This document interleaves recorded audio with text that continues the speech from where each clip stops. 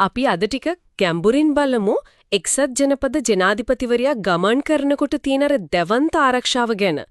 විශේෂයෙන්ම අර වාහන පෙළපාලිය මෝටර් කාඩ් එක. ඒක කොහොමද වැඩ කරන්නේ කියලා. අපිට මේ ගැන හොඳට විස්තර කරන මූලාශ්‍රයක් තියෙනවා. ඉතින් අපේ අදහස තමයි මේ සංකීර්ණ පද්ධතියේ තියෙන දේවල් වාහනවල වැඩ කොටසේම තීරුම් ගන්න එක.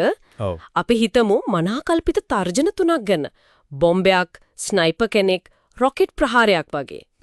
ඒ තර්ජන හරහා බලමු රහස් සේවය කොහොමද මේකට මුහුණ දෙන්නේ කියලා. හරි. ඇත්තටම කිව්වොත් මේක නිකම්ම වාහන ටිකක් පොලිමට යනව නෙවෙයි නේද? ඔව් ඔව්. මේක සම්පූර්ණ ජංගම ආරක්ෂක පද්ධතියක්. හැම වාහනයකටම හැම අංගලයකටම නිශ්චිත කාර්යයක් තියෙනවා. එහෙනම් පළවෙනි තර්ජනයෙන් පටන් ගමු.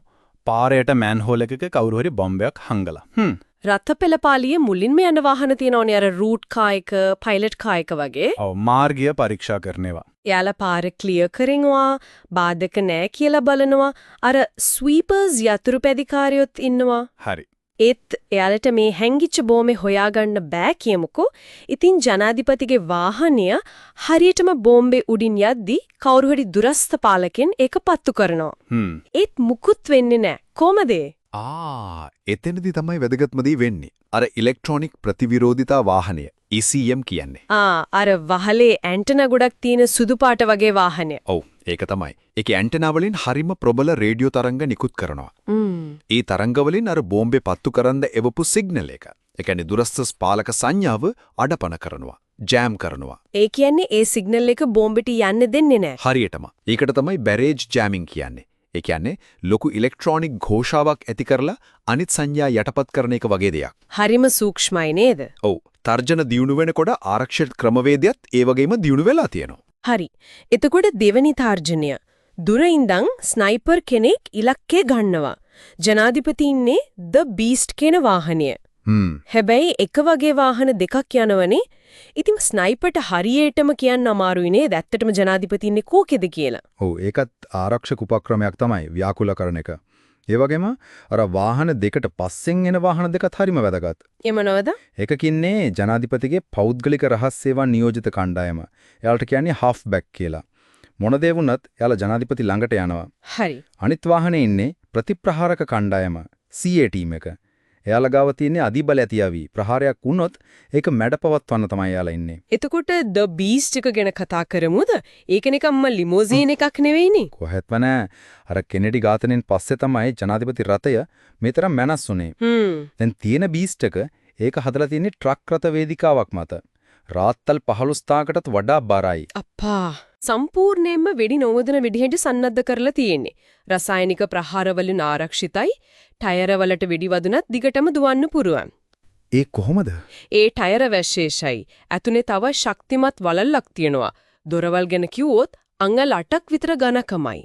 අඟල් 8ක්. ඕ ඒ කියන්නේ ලොකු ප්‍රහාරයකට උනා තොරත්තු දෙනවා. අර දොර හැන්ඩල් වලට විදුලිය දීලා පිටතින් අරින්න බඩි කරන්නත් පුළුවන්ලු. ඇත්තටම. ඕ තව පුදුම දේ තමයි ජනාධිපතිගේ රුධිර වර්ගයේම රුධිර සංචිතයකුත් හැම වෙලේම වාහනේ තියෙනවා කියලායි කියන්නේ. හරිම පුදුමයි. ඒ කියන්නේ ස්නයිපර් කෙනෙක්ට සාර්ථක වෙන්න තියෙන ඉඩ හරිම අඩුයි. ඊටාම අඩුයි.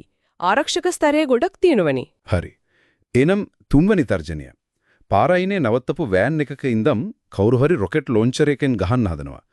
ඒ වගේ ඍජු ප්‍රබල ප්‍රහාරයකට මොකද වෙන්නේ? මෙතනදීත් අර කිව්වා වගේ බහුස්තර ආරක්ෂාවක් තමයි තියෙන්නේ.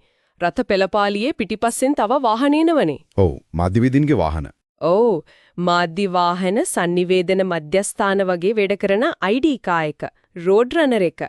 ඒකේ නෝනි වෙලාවක පෙන්ටගන් එක ආරක්ෂිතම කතා කරන්න පුළුවන්.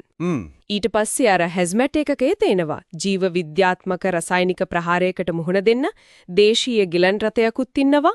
අන්තිමට පසුපසු ආරක්ෂක පොලිස් රථත් ඉන්නවා. වෙන වාහන රථපෙළට කිට්ටු වෙන්න එක වළක්වන්න. ඒ ඔක්කොම තියෙනවා. ඒත් රොකට් එක එල්ල වුණොත් එතනදී ක්ෂණිකව ක්‍රියාත්මක වෙන්නේ වෙනස් දෙයක්. අර ද බීස්ට් එකයි ECM වාහනේනුයි විශේෂ දුම් වර්ගයක් නිකුත් කරනවා. නිකම්ම දුමක් නෙවෙයි. නෑ මේක අධෝරක්ත දුමක්. Infrared smoke screen. මේකෙන් වාහන පේන්නේ නැති වෙනව විතරක් නෙවෙයි වාහන වලින් නිකුත් වෙන තාපයත් සංගවනවා. ඒ කියන්නේ තාප සංඥාවක් නැති වෙනවා. ඔව් ගොඩක් මිසයිල් එන්නේ අර තාපය හොයාගෙනනේ. ඒකෙන් මේ දුම නිසා මිසයිල් වලට ඉලක්කය හොයාගන්න බැරි වෙනවා. හරි. ඒ අතරතුර ද බීස්ට් එක උපරිම වේගෙන් එතනින් ඉවත් වෙනවා. එහෙමනම් දැන් පැහැදිලි නේද මේ ඇමරිකානු ජනාධිපති රත්පෙළපාලිය කියන්නේ නිකම්ම දෙයක් නෙවෙයි. හිතාගන්නත් බැරි තරම් සංකීර්ණ ස්තර ගණනාවකින් යුක්ත නිතරම චලනය වෙන මහා ආරක්ෂක පද්ධතියක්. හැම තර්ජනයක්ම වගේ කලින් හිතලා ඒවට මුහුණ දෙන්න විශේෂ තාක්ෂණය පුහුණු කරපු පිරිස් ඔක්කොම යොදවලා තියෙන්නේ. ඒක ඇත්ත. ඒ වගේම මේක හුදෙක් ආරක්ෂාව ගැන විතරක්ම නෙවෙයි කියලාත් හිතන්න පුළුවන්. යම්තාක් දුරකට බලය පෙන්වීමක් වගේත් පේනවා. ඒකත් ඇත්ත. මෙතනදී අපිට තව දෙයක් හිතන්න ඉතුරු වෙනවා. එක්කෙනෙක්ගේ ගමනක් වෙනුවෙන් මේ තරම් විශාල සම්පත් ප්‍රමාණයක්, තාක්ෂණයක්, මිනිස් බලයක් යොදවන එකෙන් ඇත්තටම නූතන ලෝකයේ ආරක්ෂක ප්‍රමුඛතා ගැන 21 වෙනි සියසියේ තියෙන නියම තර්ජනවල ස්වභාවය ගැන අපිට කියවෙන්නේ මොකද්ද කියන එක. ඔව් ඒක ගැඹුරින් හිතන්න ඕන කාරණයක් තමයි.